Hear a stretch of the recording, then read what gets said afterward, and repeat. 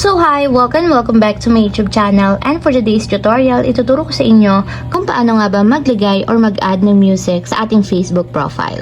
But first, kindly subscribe to my channel and don't forget to hit the subscribe button and the bell for my new updates. And once again more, just keep on watching and let's start.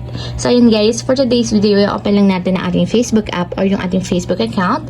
And then mula dito sa pinakang newsfeed guys, pumunta lang muna tayo sa pinakang profile ng ating Facebook. So dito, itap nyo lang or piliin nyo dito yung edit profile. So dito sa edit profile, i-scroll up lang natin. And then punta tayo sa pinakang baba and itap nyo lang dito yung edit your about info.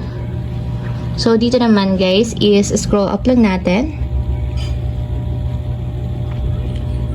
And stop kayo dito guys sa music. So tap nyo lang yung add music para makapag-add tayo ng music na gusto natin. And then tap natin dito yung add or plus button sa upper right corner. And bahala na kayong pumili guys kung ano yung gusto nyong ilagay sa inyong music profile. So ito na lang nasa unahan. Piliin lang natin or itap. And then pagka-tap, itap nyo lang yung 3 horizontal dots na nandito sa my right side nya. And then tap nyo lang dito yung select music or yung pangalan ng music na gusto ninyo. So ayan guys, after yung ma-select yung music na gusto ninyo, ibalik lang natin siya dito sa inyong music library. So ayan guys, once kasi na pumili kayo ng mga music dito, automatic yan guys, mapupunta yan dito sa library ng inyong music. So pili lang kayo dito ng isa na gusto nyo mag-appear sa inyong music profile. So for example, is itong nasa unahan yung gusto mong ilagay sa music profile, itap nyo lang yung 3 horizontal dots na dito sa right side. And may magpa-pop up na option. So piliin nyo lang dito yung pin to profile. So tap lang natin.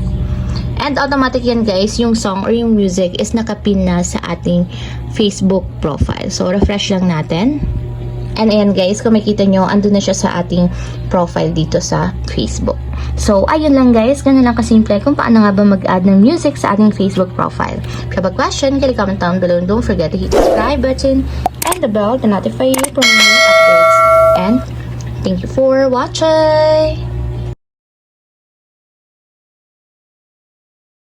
Living life, every day, late at night, not okay.